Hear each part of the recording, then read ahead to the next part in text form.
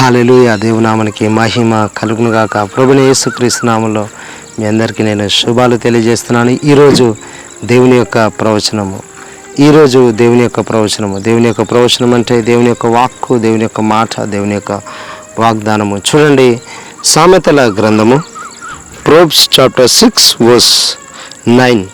సోమరి ఎందాక నీవు పండుకొని ఎందువు, ఎప్పుడు నిద్రలేచెదవు? ఇంకొంచెము నిద్రించదనని, కొంచెం కునికెదనని, కొంచెం సేపు చేతులు ముడుచుకొని పరుండదనని నీవనుచుందువు. అందుచేత దోపిడిగాడు వచ్చినట్లు దారిద్రము నీ యొద్దకు వచ్చును, ఆయుధదారుడు వచ్చినట్లు లేమి నీ యొద్దకు వచ్చును.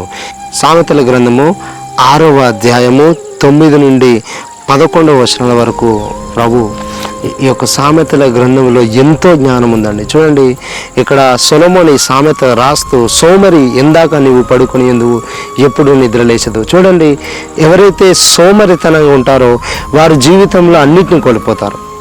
100కు 70% మంది క్రైస్తవుల్లో చాలామందికి ఉద్యోగాలు లేవండి.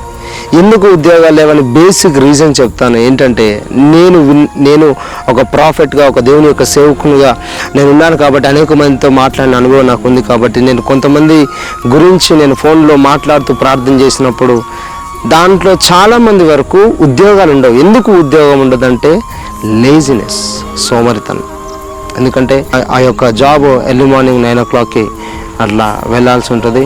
వీళ్ళు వేసేది 8:30కి లేస్తారు. సో జాబ్ రాదు అలాంటి వారికి. నువ్వు సోమరితనంతో ఉన్నావంటే గమనించండి, దేవుడు డైరెక్ట్ మీతో మాట్లాడుతూ ఉన్నాడు. మీరు సోమరిగా ఉన్నారంటే యూ విల్ లాస్ ఎవ్రీథింగ్. మీరు ప్రతిదీ కోల్పోతారు.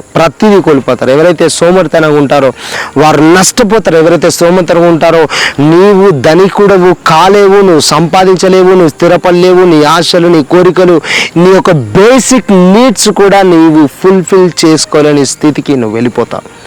ఇది స్పిరిట్ ఆఫ్ లేజినెస్ అనేది it is very dangerous demon. It is a big demon. అది పెద్ద దురాత్మ.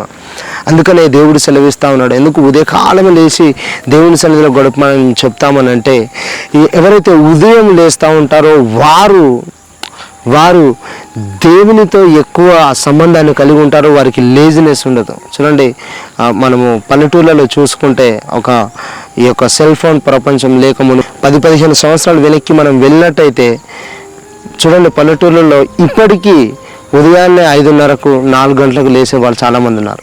వారి జీవితాలు చాలా బాగుంటాయి, వాళ్ళు ఆరోగ్యంగా ఉంటారు. అన్ని విషయాల్లో దేవుడు వారి జీవితంలో కార్యం జరిగిస్తున్నాడు. ఎందుకు? వారు సోమరులుగా ఉండరు. నువ్వు సోమరితనంతో ఉన్నావంటే ఈరోజు నువ్వు అన్నిటినీ నష్టపోవడానికి సిద్ధంగా ఉండాలి. నీ సోమరితనం నిన్ను నాశనానికి నడిపిస్తుంది. అందుకనే దేవుడు అంటా ఉన్నాడు, ఎందాక నువ్వు పరుండెదవు, ఎప్పుడు నీవు నిద్ర లేచెదవు. అందుకనే బైబిల్ సెలవిస్తుంది, దేవుడు నీకు సెలవిస్తున్నాడు ఏంటంటే, లెమ్ము తేజరిల్లుము, నా యొక్క వెలుగు నీపై ప్రకాశించి అని ప్రభు సెలవిస్తున్నాడు. God bless you. నేను నమ్ముతున్నాను దేవుడు ఈరోజు మీతో మాట్లాడాడు. ఈ సోమరితనాన్ని మీరు విడిచిపెట్టారు. God bless you. దేవుడు మిమ్మల్ని దీవించును గాక. ఈ యొక్క ప్రవచన వాక్కు ద్వారా దేవుడు ఈరోజు నీతో మాట్లాడున్నాడు. దేవునికి మహిమ కలుగును గాక.